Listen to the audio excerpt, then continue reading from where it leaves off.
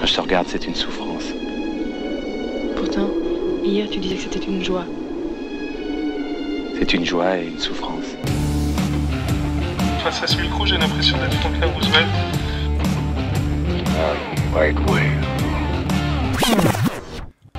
Bonjour à toutes et à tous. Pour la troisième et dernière partie de ce troisième numéro des podcasts de la Horde, nous vous proposons d'écouter la suite de l'interview de Nafissa Thiago, autrice de Faites comme chez vous, chronique Airbnb, apparaître au Nouvel Attila le 30 avril 2021.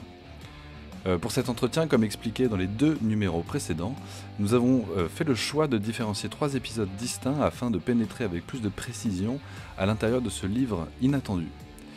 Et c'est donc dans ce dernier épisode que nous allons aborder les aléas et les infortunes que Nafissa Thiago a pu vivre en tant qu'hôtesse Airbnb.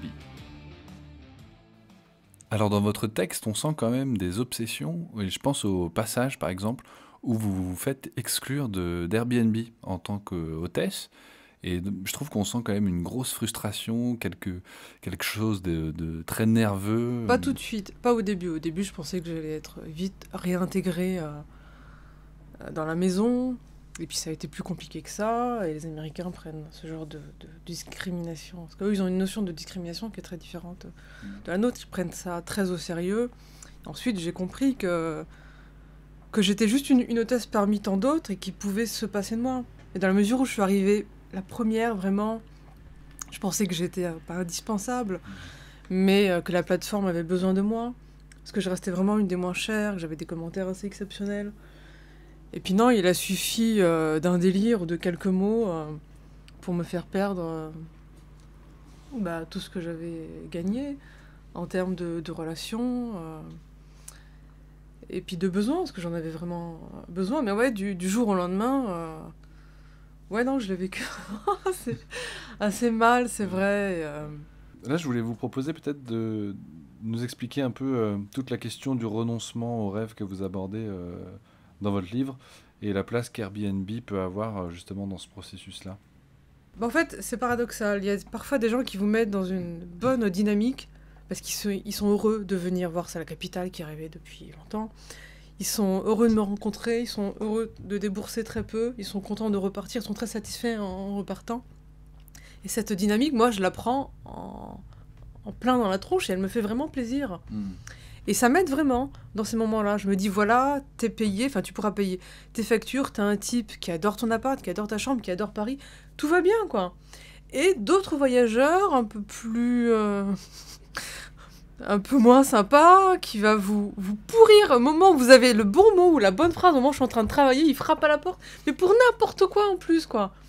Et qui se dit pas que je travaille. Pourtant, des fois, je le dis. Je dis, bah oui, vous me verrez souvent ici, je suis à votre disposition, parce que je travaille de chez moi, je suis auteur, mais pour eux, c'est pas un vrai métier, ça. C'est comme mon grand-père ou ma grand-mère.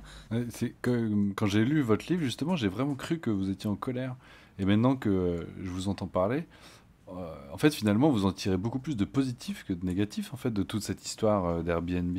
J'ai été vraiment témoin de situations très complexes, étranges, dangereuses, belles, mais aussi parfois inoubliables. Et ça, j'ai espoir que ça se ressent quand même, que j'ai besoin quand même de ces relations-là. Et j'ai besoin de l'inconnu dans mon quotidien aussi, quoi.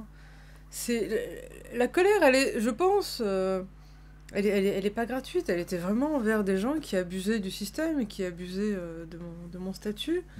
Et puis toujours cette administration qui en faisait en plus toujours plus pour le voyageur, enfin plus pour le voyageur que pour l'hôte. Et c'est compliqué de demander de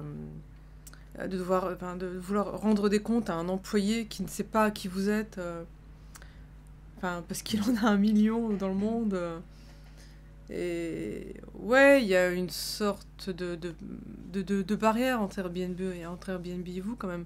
Ils prétendent vouloir être proches, ils prétendent qu'on fait partie de leur famille, mais dans les faits, non, c'est pas vraiment ça.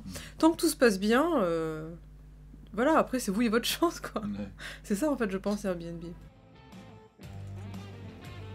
C'était le 3e et dernier numéro de l'entretien avec Nafissa Thiago, autrice de Faites comme chez vous, chronique Airbnb, apparaître au Nouvel Attila le 30 avril 2021. C'était Louis Desflers. Merci, nous vous souhaitons à toutes et tous le meilleur et prenez soin de vous.